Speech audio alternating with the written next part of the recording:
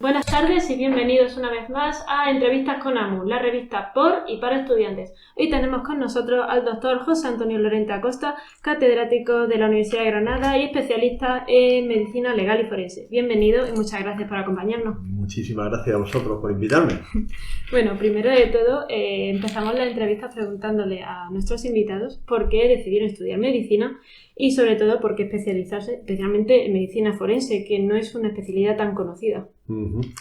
Pues mira, la primera pregunta tiene una respuesta muy fácil. Mi padre era médico además en un pueblo en el norte de Almería, en toda la zona de la Almazora, Serón, Tíjola, Purchena, Orula, Macael, zona muy interesante. Y entonces era médico que estaba 24 horas, vivíamos en la casa del médico, estaba siempre de guardia, entonces yo veía dos cosas. Veía un trabajo muy interesante con las personas, Sí. También veía el respeto y el cariño que le tenían como médico, entonces no tenía otra opción en la cabeza. Sí, me gustaba la medicina. Ya cuando fuimos un poco más grandes, a partir de los 14, 15 años, le ayudábamos cuando había algún tipo de accidente, algún tipo de atención así un poco fuera de lo normal.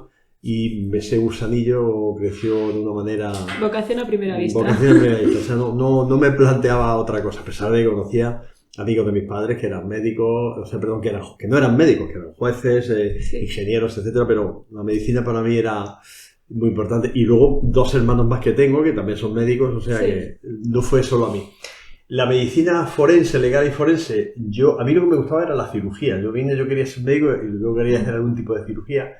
Mi padre estuvo trabajando en neurología antes de irse como médico a finales de los años 50, antes de irse como médico, digamos, rural, de cabecera, a un pueblo. Me gustaba mucho la parte quirúrgica, pero cuando yo estaba en cuarto de medicina se cruzó conmigo la medicina forense en un congreso mundial que había en Granada, organizado por el profesor Enrique Villanueva, y maestro en el campo forense. Necesitaban ayuda para preparar carpetas y documentación y todo esto, que era muy manual en aquella época. Me acerqué, vi un departamento muy interesante con gente muy activa y un mundo muy variado, porque la medicina legal y forense es muy variada. Y ya cambié el chip y se me olvidó la cirugía. Ya hubo un cambio total de especialidad. Como usted ha dicho, la medicina forense es muy variada. La mayoría de gente tiene una visión de los forenses que nos dan las películas. Entra al laboratorio, hay un cadáver y es el cadáver. Pero explíquenos qué más cosas hay en esa especialidad. ¿Qué más allá del cadáver? No, pero tienes totalmente razón. Pero esto es universal. En cualquier lugar del mundo, tú dices que eres médico forense y la gente piensa en un médico con una bata blanca delante de un muerto. No los puedes sacar de esa visión única e inicial que tiene todo el mundo. Eso es una parte, yo voy a decir hasta pequeña dentro del ejercicio de la medicina legal y forense. Lo que pasa es que es una parte muy importante porque es la única especialidad que trata con las personas que han fallecido. Eso es lo que llamamos nosotros la tanatología forense, parte de la patología forense. Pero la medicina forense va mucho más allá, evidentemente. Nosotros tenemos muchos campos de trabajo, empezando por la criminalística, por ejemplo, que es un campo del que yo trabajo mucho, temas de violencia, temas de libertad sexual, toda la parte del derecho y la regulación del ejercicio de la profesión médica, de los deberes y obligaciones por parte de los pacientes y lógicamente también por parte de los médicos, las lesiones de la psiquiatría forense. Al final, el médico forense acaba por lidiar muchísimo más con personas vivas que han tenido algún problema o que tienen alguna situación donde tiene que intervenir la administración de justicia, por ejemplo, personas con lesiones, con secuelas. Claro. Mucho más eso que con lo que es una persona que ha fallecido. Sí, además, ustedes los forenses tienen mucha relación con la Guardia Civil, por ejemplo.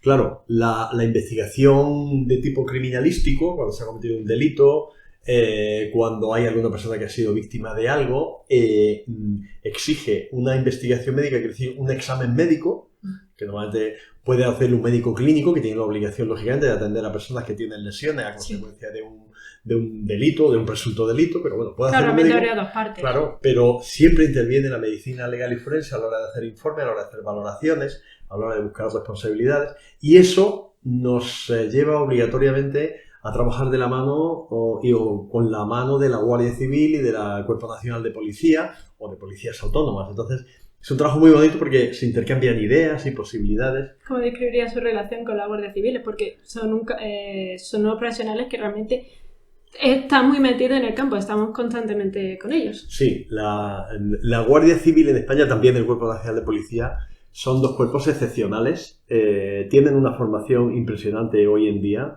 en cuanto a formación de las academias y luego en la práctica. Tienen grupos muy especializados y son unos profesionales de primer nivel. O sea, da gusto trabajar con ellos porque es una gente muy activa, muy proactiva, sí, con una formación, incluso desde el punto de vista, dependiendo del área en la que trabajes, pero desde el punto de vista científico y con muchas relaciones internacionales. Eso es importante porque siempre tiene una visión global de los delitos, lo cual es muy importante a veces en el sentido de que hay ya muchos delitos que tienen que ver con redes de tráfico de personas, de armas, de drogas, y donde hay gente de diversos países implicada, y esa coordinación internacional la tiene muy bien la Guardia Civil y la policía. Sí, usted, por ejemplo, ha estado a nivel internacional relacionándose con otros cuerpos de seguridad, como ha sido el FBI, que estuvo haciendo un estancia en cuántico, ¿verdad? Sí, lo estoy antes, ya hace algunos años, pero yo pasé un par de años en la academia del FBI en Cuántico, en Virginia, al sur de la ciudad de Washington, allá por el año 92 y 93, donde estuve haciendo investigación en el desarrollo de nuevas técnicas de análisis de ADN, entonces, lo que hoy en día se usa habitualmente, sí, pues se desarrolló allá por el año 92, 93, 94, y 2 de esos años los estuve yo completamente allí trabajando con esta gente, y mantenemos una relación excepcional con ellos, y hoy en día ya a través de asociaciones internacionales de las que somos miembros desde la Universidad de Granada, con policías de toda Latinoamérica y de todo el mundo. Hay redes de trabajo, hay CEF, IFSA, etcétera, y tenemos múltiples reuniones, al menos 4 reuniones al año, sobre esa materia con policías que lo mismo están de Tailandia, hasta de China, lógicamente de Australia, de Nueva Zelanda, de Canadá y de toda Latinoamérica. Muy bonito esa parte. Sí, mantener el contacto con una agencia así, que es conocida mundialmente, incluso sí, da igual en qué país esté. Sí, tiene que ser impresionante, y además entrenarse allí, que es algo que solo lo piensas como si fuera en las películas. Sí, aquello fue excepcional porque en la academia del FBI solamente iban policías. Entonces yo fui el primer no policía, que además era médico, totalmente diferente de la policía, que no era nadie de la Administración de Justicia y todo esto, que estuvo trabajando allí. Yo estaba haciendo investigación científica, porque tenían un laboratorio, ya no lo tienen, el laboratorio de investigación, pero en ese momento sí lo tenían, un laboratorio donde se estaba desarrollando toda la tecnología. Y era en aquel momento el mejor que había en el mundo, junto con el Forensic Science Service, el servicio forense inglés, sí, pero el del FBI era todavía mejor, ¿no? Entonces tuve la oportunidad y la suerte de estar por allí con ellos. Qué alegría. Ha dicho que usted tiene reuniones a nivel internacional con otras fuerzas de seguridad, incluso de Latinoamérica. Uno de sus proyectos que he leído y me parece impresionante es sobre el DNA Pro Kids, que si no me equivoco está usted orgullosísimo de ese maravilloso programa. Sí, es muy bonito. Eso es una idea que se nos ocurrió aquí allá por el año 2004, entre 2004 y 2006 lo pusimos en marcha, que básicamente consiste en luchar contra la trata de niños y de niñas, ¿no? Pero no solo luchar, sino prevenir, claro, o sea, evitar que eso se produzca. Básicamente lo que hacemos es ayudar a diversos países del mundo, en Latinoamérica y en Asia básicamente. Estamos empezando en África, pero no damos abasto, a que estén perfectamente identificados todos estos niños que desaparecen, que son robados, que los abandonan, etcétera. Sí. Hacemos ADN, generamos una base de datos de niños que no se sabe quiénes son, porque son pequeñitos, no pueden hablar o no se acuerdan de quiénes eran, claro, y comparamos su ADN con el de mamás, con el de papás, con el de padres y otros familiares, de la madre y el padre, pero pueden ser abuelos, sí, hermanos, tíos, etcétera, que han denunciado la desaparición de un niño. Comparamos los datos y en muchísimas ocasiones pues hay una coincidencia. Entonces esos niños se devuelven a la familia de la que normalmente habían sido robados con objeto de adopciones ilegales, explotación sexual, explotación laboral, o sea, todo tipo de delitos. ¿Con eso qué estamos consiguiendo? Pues hombre, que el niño se desarrolle en su contexto, que esté con su familia, y que no esté pegando vueltas. Pero a su vez, al identificar los niños, estamos dando también un mensaje, digamos, a las redes criminales, a las mafias que explotan a los niños y que tratan a los niños y que roban a los niños para realizar luego posteriormente una adopción ilegal por mucho dinero, sí, donde le estamos diciendo, mire, esto no es tan fácil.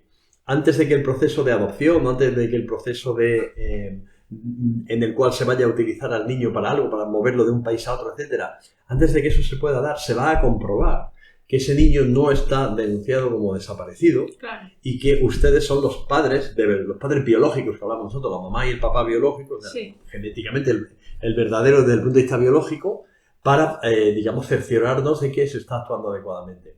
Y eso, lógicamente, ha funcionado y está funcionando muy bien, y está consiguiendo que ese perfil de criminalidad pues baje de alguna manera en los lugares donde se está desarrollando. Ahora con el uso de la IA incluso se puede facilitar aún más ese acúmulo de datos, porque para lo que es la organización de la recogida de datos y selección de ADN, la IA puede ayudar ahora mismo muchísimo. Sí, de hecho nos está ayudando ya porque lo que estamos haciendo, eso nos está facilitando el conjuntar no solo datos genéticos, sino todos los otros datos relacionados con información que puede haber de los menores desaparecidos, de fotografías, de datos de la familia, de lugar de origen, etcétera.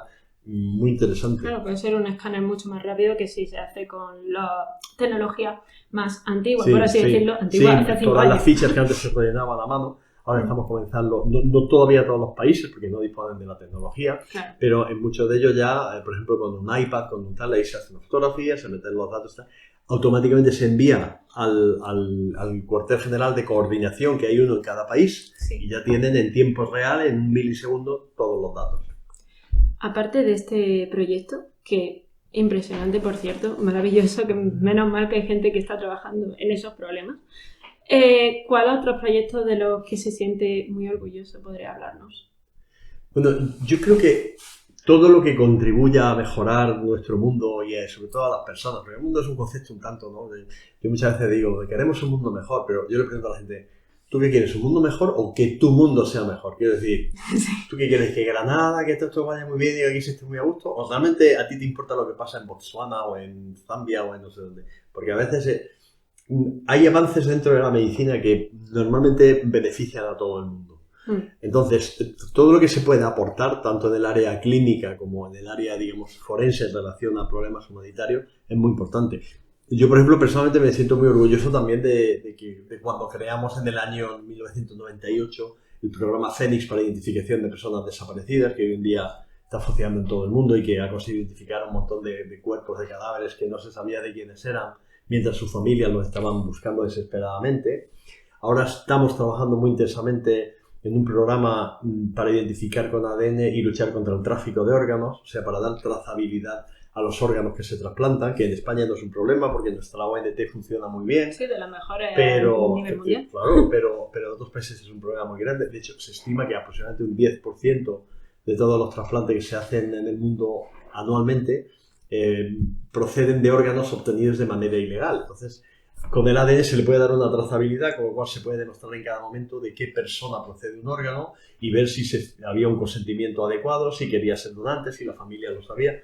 Una serie de todos esos temas son muy, muy interesantes, pero bueno, ahora también estamos haciendo aquí en nuestro laboratorio, bajo la dirección mía y operativamente y sobre todo del doctor Carlos Álvarez, que es el director adjunto del mismo, estamos identificando, por ejemplo, o tratando de identificar, ayudando a hacer el ADN de todas las víctimas de Andalucía, del contexto de la memoria histórica y democrática. Claro, la guerra civil. De la guerra civil, efectivamente. Todo eso, toda la conciliación, todos estos programas desarrollados, todos los huesos de diferentes cuerpos que se suman a Andalucía, por el acuerdo entre la Junta de Andalucía y Sierra Granada, vienen a nuestro laboratorio y nosotros hacemos ADN, tratamos de hacer lógicamente las identificaciones, y eso, lógicamente, esto es un tema puramente humanitario, y es un tema exclusivamente, digamos, de dignidad humana. O sea, aquí no es un tema político de que si el politizar esos temas es muy triste y a veces se hace, ¿no? Sí, porque eran personas que estaban ahí, ¿no? Son personas y son que sus familiares los están buscando todavía, a pesar de que ha pasado muchísimo tiempo. Los hijos ya muy pocos, porque la mayoría por la edad están falleciendo, están ya muy mayores, hijos de personas que fueran víctimas. Porque claro, una persona que falleciese, por ejemplo, en 1936 o 1938, si tenía un hijo en esa edad, aunque el niño o la niña hubiese nacido en 1938, ya estaría a punto de cumplir 90 años. Sí. Por lo cual muchos han fallecido. Y de hecho, muchos de los hijos de esas personas, cuando sus padres murieron, tenían 10, 15, 20, 30 años. Por lo cual ya han fallecido todos. Sí. Entonces, pero eso en muchos casos, en otros no, pero en muchos casos ha ido pasando de la mujer viuda a los hijos, de los hijos a los nietos, y eso lo están buscando y nosotros le estamos ayudando. Claro, es un legado generacional que realmente quiere saber respuestas. Porque... Totalmente. Y entonces, de eso también estoy realmente muy orgulloso de poder aportar con la tecnología y con la ciencia, con la medicina forense, con la genética forense, pues ese tipo de información y que no se pierda la esperanza. Bueno, estaremos esperando los resultados cuando vayan publicándolos, sí, por supuesto. Van saliendo ahí. Sí. Que eso, la verdad, es un proyecto ya no solo a nivel de genética, que es muy interesante, porque el tener que detectar toda esa cantidad de ADN y poder clasificarlo es un trabajo enorme, va dentro de un departamento, sino también por lo que está dicho, ese valor humanitario, el darle respuestas a generaciones enteras de dónde está X persona, mi primo, mi hermano o mi abuelo. Correcto, ese es el tema. Al final es un huequito de nuestra historia que siempre queremos saber. Sí. Bueno, lo último que usted ha sido más, ha tenido más noticias ha sido el descubrimiento del origen de Cristóbal Colón, que por cierto, un maravilloso documental que vi, me encantó. ¿Cómo fue todo? Porque es una investigación que es a nivel internacional, tuvo que tener muchísimos contactos, seguramente muchísimos problemas a nivel de ponerse de acuerdo con los otros países que tenían restos de huesos de nuestro descubridor. Cuéntenos. Sí, es un tema muy, muy complejo. De hecho, empezó en el año...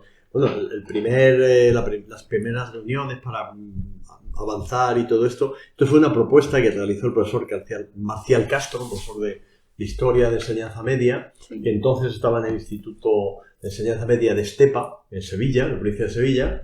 Luego ya se vino a Granada, entonces él vino un día con mire usted, doctor Lorente, con el ADN, se podría saber. Y así comenzó el proyecto en el año 2002. En el año 2003 realizamos la primera y más importante de las exhumaciones, que fue la de la Catedral de Sevilla, donde están los huesos o los restos de Hernando Colón, hijo de Cristóbal Colón, y donde hay unos huesos que se supone que son de Cristóbal Colón, ¿vale? Y a partir de ahí se inició todo un proceso para ver si los huesos que había en Sevilla efectivamente son los de Cristóbal Colón o no.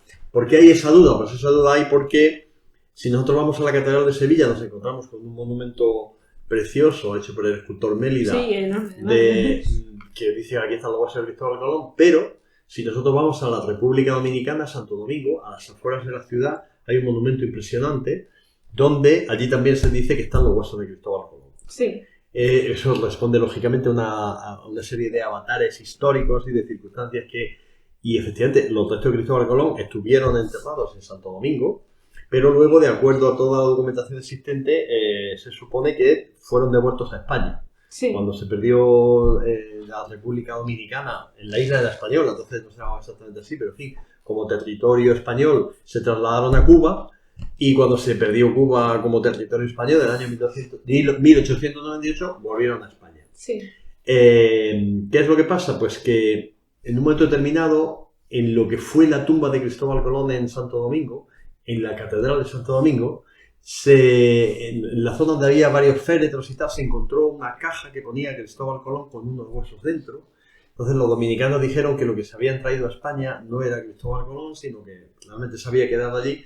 Y a partir de ahí hay una disputa, por medio de la cual pues los dominicanos dicen que los huesos de Colón están allí y en Sevilla se dice que los huesos de Colón están allí. Entonces, esa era la parte 1 de la investigación. ¿Cuál es el tema? Muy importante para mí, evidentemente, que en Sevilla no está el esqueleto completo de una persona, o sea, no están todos los huesos que corresponden. Sí, eso es lo único que se esperaba encontrar, ¿no? Un esqueleto completo y eso no estaba. Pero en República Dominicana tampoco está el esqueleto completo de una persona.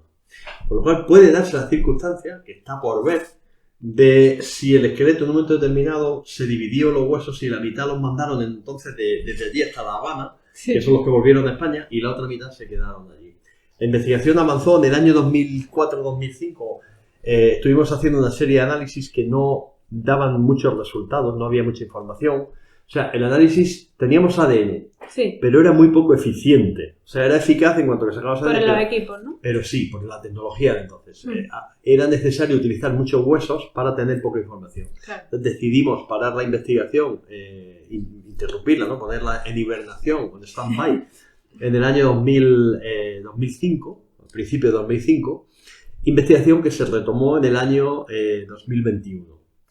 Entonces, la presentación de los resultados que se vio en el documental de televisión, sí. Los datos científicos, que son los importantes, porque nosotros somos científicos. Sí, ante todo. Los datos científicos, como en medicina, deben de ser interpretados por los historiadores, ¿vale? Sí. O sea, medicina, aquí que nos ven básicamente médicos y futuros médicos. Tú imagínate que tú eres cardióloga. Sí. Tienes un paciente con algo raro, entonces tú mandas a hacer a ese paciente pues una serie de pruebas complementarias.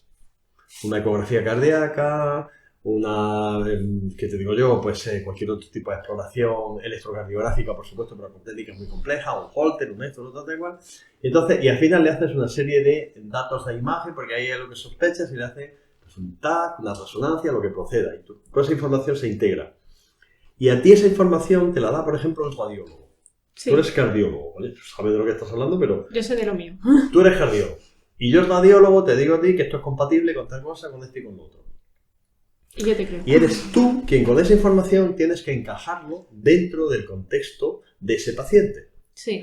Porque ese diagnóstico en una persona de 30 años que esté sana, que no tenga otras patologías, pues a lo mejor no es muy grave, pero ese mismo diagnóstico en una persona que tenga 70 años y que tenga otras múltiples patologías crónicas, a lo mejor es grave. Claro. Y el tratamiento va a depender de... Bien, nosotros con el ADN lo que hacemos es ofrecer una serie de información objetiva que debe ser interpretada por los historiadores. Sí. Entonces hay una serie de cosas claras. Por ejemplo, los huesos que hay en Sevilla, en la tumba donde está Cristóbal Colón, tienen relación padre-hijo con los huesos de Hernando Colón. Luego, los huesos que hay en Sevilla sí son de Cristóbal Colón.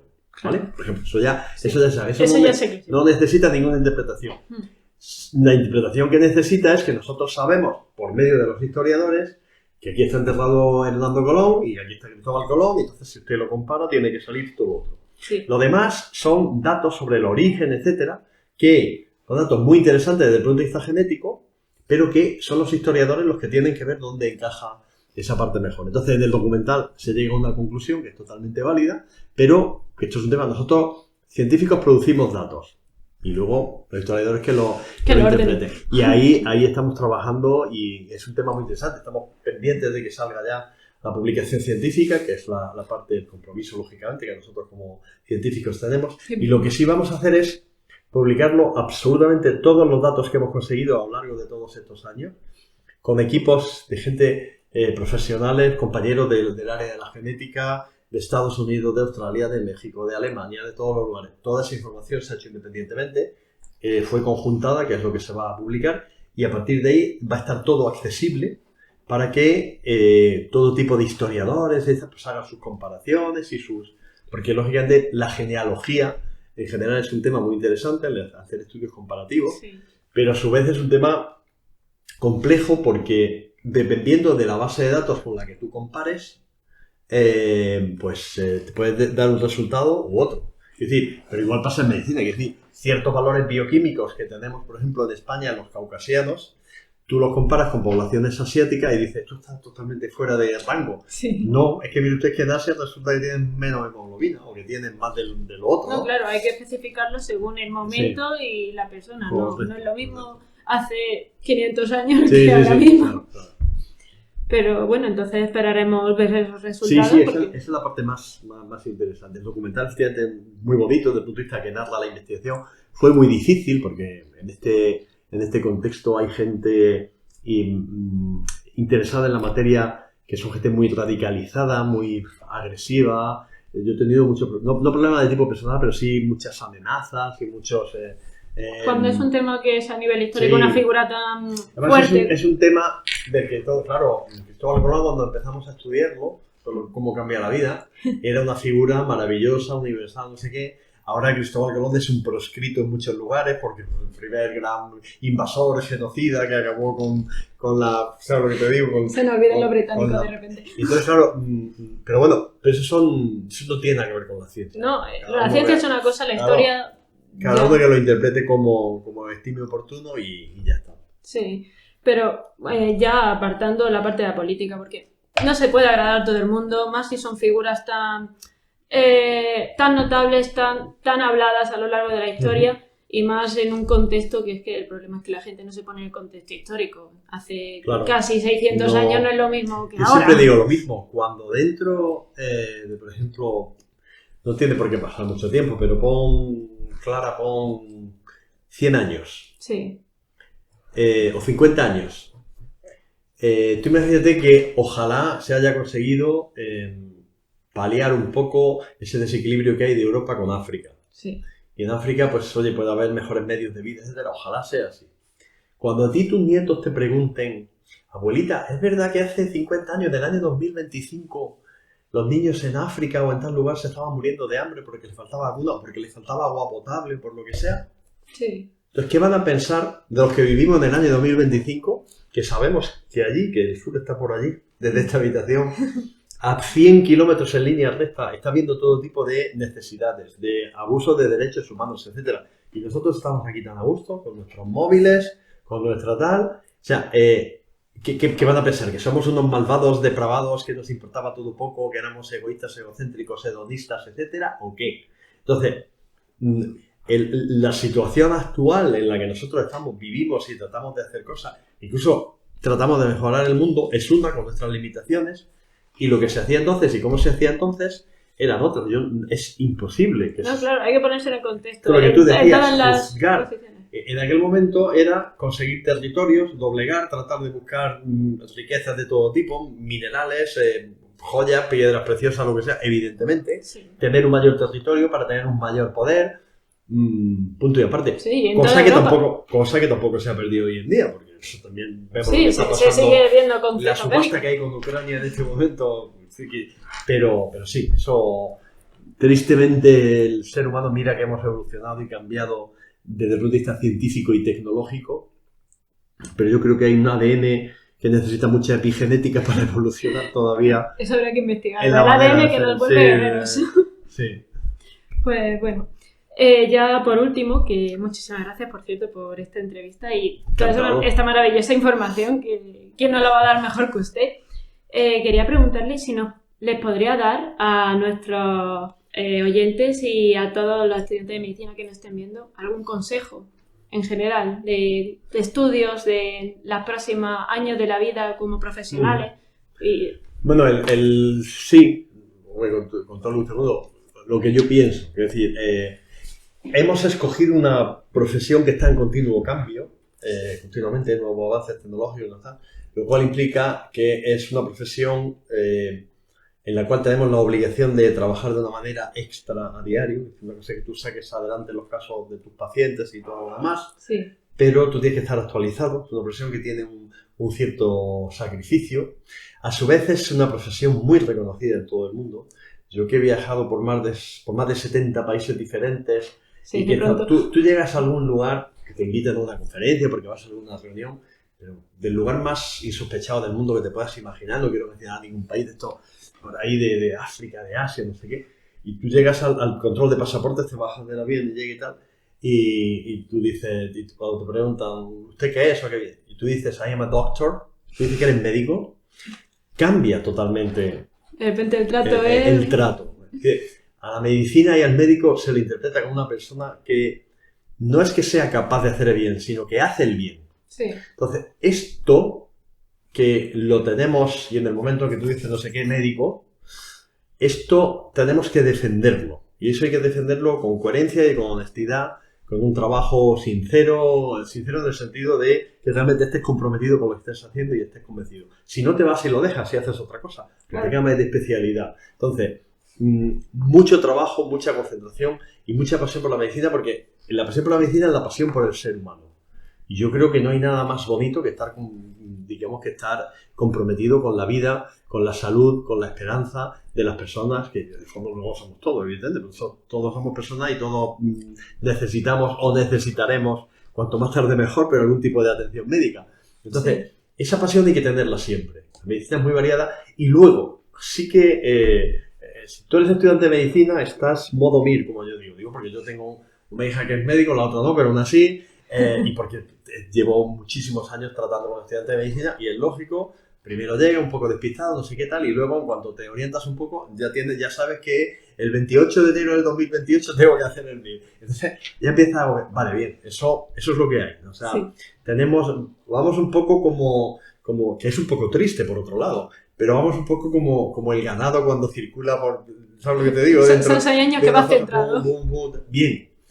Eso, la única manera de compensarlo es tener una vida personal, emocional y de deportes y de amistad suficientemente fuerte. Sí. Entonces yo aconsejaría a todo el mundo que desarrolle al máximo y el máximo tiempo posible sus aficiones. Quiero decir, entre estar estudiando a tope el examen de no sé qué, la asignatura tal, o el PREMIR o el MIR, y como opción B cuando descanses no hacer nada, existe una opción C que es mucho más importante, que es disfrutar con los amigos, o sea, cambiar totalmente, porque eso llena de una manera, y todo el que hace deporte de una manera no profesional, pero con cierta intensidad, o que hace actividades, que se va a la excursión, que hace viajes, etcétera, eso compensa normalmente. Yo lo he hecho toda la vida y lo sigo haciendo, o sea, llega un momento en que hay que cortar. Y el cortar no es solamente descansar, sino que es cambiar totalmente el chip, porque te está concentrado en otra cosa. Entonces, pasión por la medicina, estudio, trabajo constante, y luego tener una vida aparte que te llene al máximo. Claro, si no te termina quemando y mal una profesión como la nuestra, que es ver no solo problemas de la gente, sino incluso de sus familiares. Es una carga emocional. Te metes dentro de esa vida, ves un paciente con una enfermedad que no está evolucionando bien, el estrés de un tratamiento que no está funcionando. Entonces, claro, aunque tú llegas a tener una distancia, porque no puedes comprometerte, pero al final lo sufres y lo sientes. Sí. Entonces, eso necesita una compensación muy grande, compensación que solo te da un cambio radical desde otro punto de vista. Sí. Conozco muchos casos de gente que ha acabado muy quemada, un lenguaje coloquial y muy mal, porque han sido incapaces de tener una parte B de su vida totalmente activa que les llene y que les comprometa totalmente. Por supuesto. Muchísimas gracias, doctor Lorente. Ha sido un placer tenerle con nosotros esta tarde. Pues muchísimas de nada y hasta la próxima, ¿no? Sí. Me invitaréis alguna vez más, digo. Por supuesto, usted cuando quiera, este es su casa. Y antes de terminar, me gustaría que nos firmara una dedicatoria en el último volumen de nuestra revista. Mira tú. Bueno, vamos a ver un muletillo por aquí. La dedicatoria que usted quiera. Porque tenemos la tradición de que tras cada entrevista, en el último volumen que hemos publicado de la revista, nos escribáis algo bonito.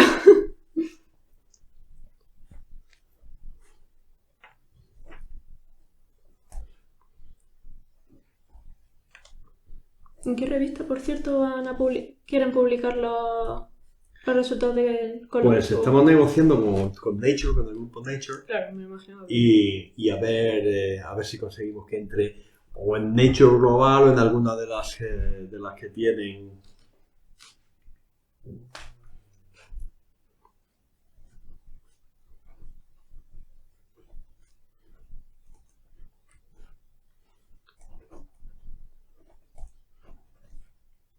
Hoy es día 20, ¿no? Sí, 20 del 3. Del 3 del 25. Madre mía, 2025. Parece que el COVID fue ayer. No, el COVID fue ayer. Me acuerdo yo, Clara, cuando